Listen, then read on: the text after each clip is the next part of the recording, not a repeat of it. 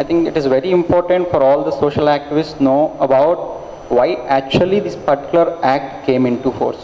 So the fundamental thing is we have Article 21 which guarantees right to life and liberty. Right to life includes live with dignity.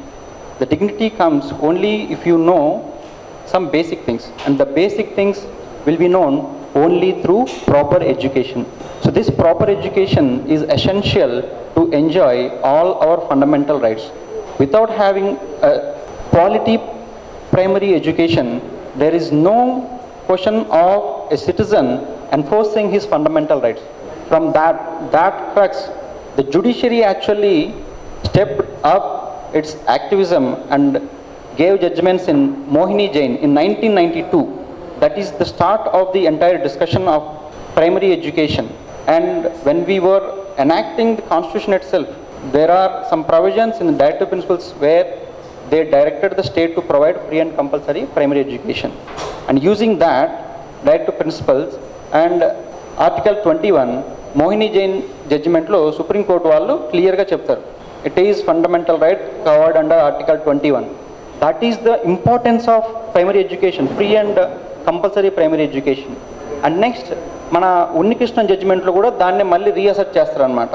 ఆ తర్వాత మన parliamentarians అప్పుడు నిద్రలేసి అప్పుడు article 21A introduce చేస్తారు. Article 21A free and compulsory education for the children of 6 to 14 years. This is very important word is free. The free is free from fear, free from all kind of constraints including financial constraints. It is not just mechanical way of learning or mechanical way of, for example, there is a school building which is about to get collapsed. That induces fear into the child. So he cannot completely enjoy his free there. కొన్ని స్కూల్స్లో మనం చూస్తుంటాం పక్కనే garbage ఉంటుంది. Even that actually comes under prohibition for article 21A. That is the importance. కానీ మన private school వాళ్ళు profit కోసం రన్ చేస్తున్నారని అందరికీ తెలుసు ముందు నుంచి. ఇది ముందే మన పార్లమెంట్ గమనించి ఆర్టికల్ 15(5) అనే ఒకదాన్ని ఇంట్రడ్యూస్ చేస్తుంది.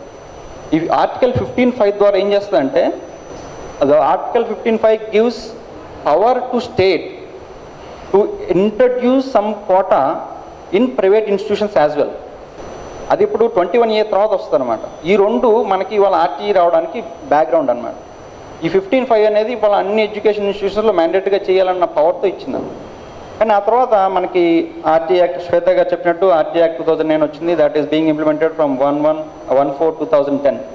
సో మనం పర్టికులర్గా ఏపీ అండ్ తెలంగాణ మీద ఫోకస్ చేద్దాం, ఎందుకంటే we belong to this area. And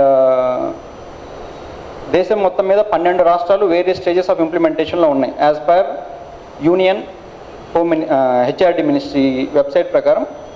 so in that context మన ఏపీ తెలంగాణకు వస్తే 2 రాష్ట్రాల్లో ప్రతి సంవత్సరము 2 లక్షల మంది పేద పిల్లలకి weaker sections and disadvantaged groups చిల్డ్రన్కి ఫ్రీ అండ్ కంపల్సరీ ఎడ్యుకేషన్ ద్వారా ప్రైవేట్ స్కూల్స్లో అడ్మిషన్స్ ఉండాలి. అంటే ఒక అకాడమిక్ ఇయర్ 2 లక్షల మంది పేద పిల్లలు. ఒక్కసారి ఆలోచించండి, ఇప్పటికీ 8 అకాడమిక్ ఇయర్స్ పోయాయి. అంటే 16 లక్షల మంది పేద పిల్లల ప్రాథమిక హక్కుల్ని 2 ప్రభుత్వాలు కాలు రాశాయి. పొద్దున్న లేస్తే గవర్నమెంట్లో వచ్చి మేము వాళ్ళు చేస్తున్నాం వీళ్ళు చేస్తాం అంటారు. విద్య అనేది, ప్రాథమిక విద్య అనేది ఇలా తయారు చేస్తున్నారు. ఇంకొక అంశం ఏంటంటే 12(1)C అనేది ఒకటి ఉంది. 12(1)Cలో 25% కోటా అనే ఒక దాని మీద ఎంఫసైజ్ చేస్తున్నాను, కానీ but actually it is not 25%. The verbatim is at least 25%. The verbatim is kept for the purpose that private schools రేపు కోర్టుకి వెళ్ళి మా అడ్మినిస్ట్రేషన్లో వీళ్ళు ఎక్కువగా ఇంటర్ఫియర్ అవుతున్నారు కాబట్టి ఇది అన్కాన్స్టిట్యూషనల్ స్ట్రక్ డౌన్ చేయండి అంటారేమో అని చెప్పేసి ఈ అట్లీస్ట్ అనేది 25% ఈజ్ ద మినిమం లెవెల్. కానీ అనుకున్నట్టే వీళ్ళు సుప్రీంకోర్టుకి వెళ్ళారు.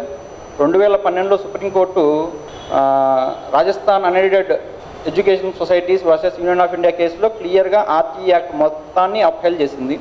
ఆ తర్వాత 5 జడ్జిల ధర్మాసనం, సుప్రీంకోర్టు ధర్మాసనం Pramati education society versus union of India కేసులో కూడా ఆర్టికల్ 21A అప్హెల్డ్ చేసింది, ఆర్టికల్ 15(5) అప్హెల్డ్ చేసింది, RTE యాక్ట్ కూడా మొత్తం అప్హెల్డ్ చేసింది except its applicability to minority educations which fall under article 30. So thereby 2014 తర్వాత ఇది ఇంప్లిమెంట్ చేయకపోవడం అనేది పార్లమెంటరీ డెమోక్రసీలో అతిపెద్ద సిన్. మన 2 రాష్ట్రాలు దాన్ని కంటిన్యూ చేస్తున్నాయి వాటికి కూడా. సో ఇప్పుడు ఇంకొక విషయానికి వస్తే ఇవాళ ఆంధ్రప్రదేశ్ హైకోర్టులో మొత్తం 16 కేసులు ఉన్నాయి ఆర్టీ మీద. 16 కేసులు. అంటే కోర్టులకు టైం లేదు చూడడానికి, కానీ అలా అనుకోవడానికి లేదు. ఎందుకంటే government GPs are in collusion with private school managements and they are suppressing the cases since 2010. 2010లో నేను ప్రైవేట్ స్కూల్ పేర్లు చెప్పదలుచుకోలేదు, 6 రిట్ పిటిషన్లు, మొత్తం 6 రిట్ పిటిషన్స్ ఉన్నాయి 2010లో. అవన్నీ పెద్ద పెద్ద ప్రైవేట్ స్కూల్స్, కార్పొరేట్ స్కూల్స్. వాళ్ళు ఏసీ తీసుకునేది ఏంటంటే మాకు స్టే ఇచ్చేయండి. స్టే ఇచ్చారు 2010లో సార్, వీఆర్ ఇన్ 2018. ఆ స్టే ఇవాళకి కూడా గవర్నమెంట్ కోర్టు చేస్తుంది ఏమని, మేము మంచి యాక్ట్ చేసాము కానీ మీరే స్టే ఇచ్చారు కాబట్టి మేము ఇంప్లిమెంట్ చేయలేకపోతున్నాం అని చెప్తున్నారు కౌంటర్లో. చూడండి 2010 ఎక్కడ, 2018 ఎక్కడ గవర్నమెంట్ ఆ మాట చెప్తుంది. ఈ 2 జడ్జిమెంట్ సుప్రీంకోర్టు జడ్జిమెంట్లు వచ్చిన తర్వాత వాళ్ళు సింపుల్గా స్టే వెకేషన్ చేయొచ్చు, అది వెకేట్ చేయించవచ్చు. But they didn't do it. Why? మనం ఓట్లేసి ఇంట్లో 5 ఏళ్ళు పడుకుంటున్నాం కామ్గా. I'm sorry to say this. కానీ ఆ ఓట్లేసి గెలిచిన వాళ్ళందరూ వాళ్ళు ప్రైవేట్ స్కూల్స్ రన్ చేస్తున్నారు చాలా చోట్ల. There are ministers who are running it.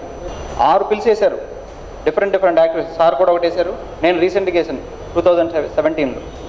But it came for final hearing. Hopefully in next 2 months it will be adjudicated and given a decision. So ఇక్కడ కాంటెక్స్ట్ ఏంటంటే అసలు లాస్ ఏంటి, అంటే private స్కూల్స్కి ఉండే లాస్ ఏంటి అనేది మనం చాలామంది అనుకుంటున్నాం.